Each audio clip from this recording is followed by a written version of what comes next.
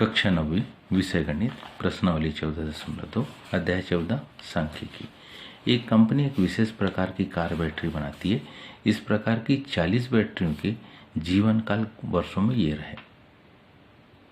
40 बैटरियों का जीवन काल दिया है। तो इस प्रकार से हमको 0.5 माप के वर्ग अंतराल लेकर तथा अंतराल 2 से 2.5 से प्रारंभ करके इन आंकड़ों की एक वर्गीकृत बारंबारता बंटन सारणी बनानी है। तो ध्यान से देखिए, हमारे पास जो दिया है उससे हम शुरुआत करें। अभिष्ट वर्गीकृत बारंबारता सारणी क्या लिखे? बैटरी का जीवन काल।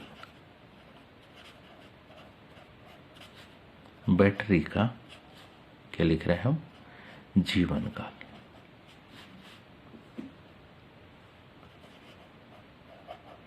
और ये काय में है? वर्षों में है।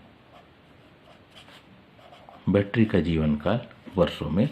यह हमने लिखा क्या? मिलान चिन्ह।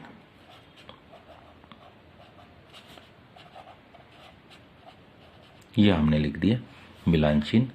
यहां पर हमने इसके लिए क्या लिख दी? बारंबारता। क्या 2.0 से 2.5 वर्ष तक जीवन काल रहा, ऐसी बैटरी को हम देखें। कहां से कहां तक? 2.0 से 2.5 तक। तो ये 1, 2,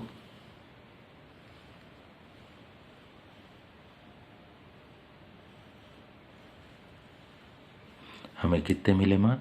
2। अगला देखिए, 2.5 से 2.5 से कितने? 3.0 वर्षों तक रहा, ऐसी बैटरी की संख्या हम देखेंगे। कितनी? 2.5 से ज्यादा और 3.0 से कम। 1, 2,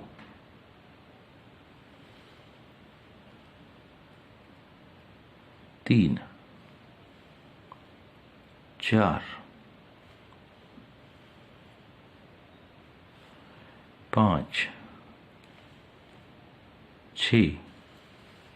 तो ऐसी बैटरियों की संख्या हमारे पास है 6। और ये 6 कितना? 3 से ज्यादा, 3 वर्ष से ज्यादा, लेकिन 3.5 साल से कम, ऐसी बैटरियों की संख्या हम देख रहे हैं। 3 से ज्यादा और 3.5 से कम। 1, 2, 3, 4,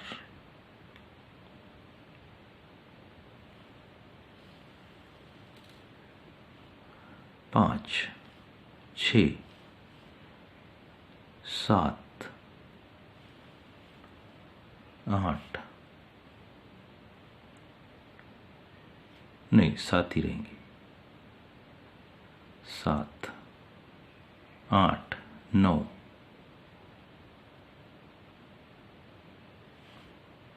10।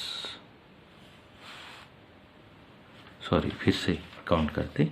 3.0 से 3.5 की 1, 2, 3, 4, 5, 6, 7, 8,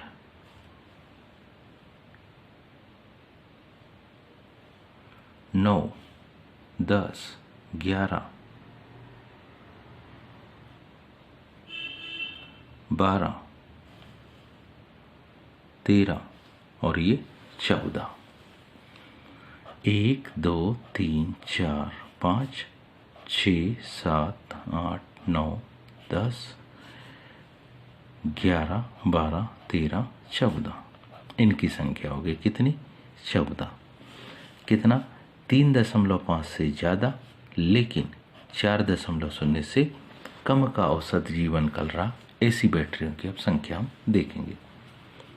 3.5 या उससे ज़्यादा, लेकिन 4.0 से कम। तो 1, यह हमारे पास संख्या हो गई 2, 3, 4, 5,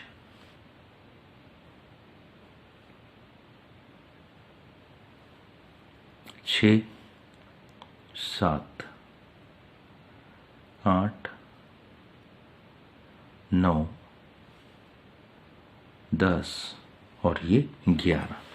ऐसी बैटरियों की संख्या हमारे पास थी 11।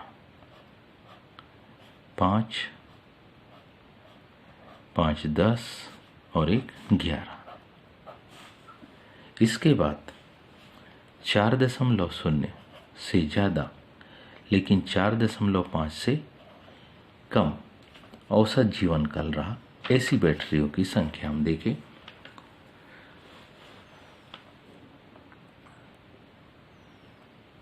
पहली लाइन में 1 भी नहीं है, दूसरी लाइन में 1, 2, 3, 4। उनकी संख्या है कितनी? 4। इनकी संख्या है 4। 4.5 से ज़्यादा, 4.5 से ज़्यादा लेकिन 5.0 से कम, ऐसा जीवन काल रहा, ऐसी बैटरियों की यदि हम संख्या देखना चाहें तो ये संख्या हमको मिलेगी 4.5 से ज़्यादा, 5.0 से कम।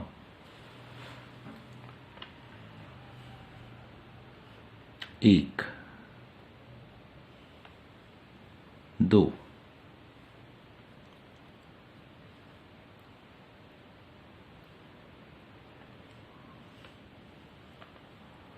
3। ऐसी बैटरियों की संख्या कितनी है? 3। तो इस तरीके से ये हमारे पास क्या आ गया? कुल योग।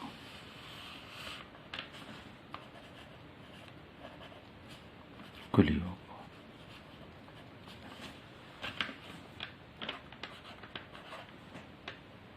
तो इस प्रकार के प्रश्नों को हल करने के लिए एक सामान्य मेथड और होती है, वह यह कि यदि हम दिए गए आंकड़ों को आरोही अवरोही क्रम में जमा ले तो फिर यहाँ से मानों को ढूंढने और छांटने में इतना ज़्यादा वक्त बिल्कुल नहीं लगेगा।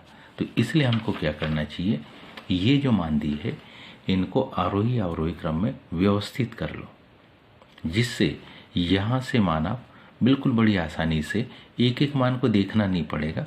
हमारे पास सीमा दी है, वहाँ से वहाँ के बीच के मानों को काउंट कर लेंगे। उम्मीद है आप सबको ये समझ में आया होगा। आज के लिए इतना ही। शेष का धन्यवाद।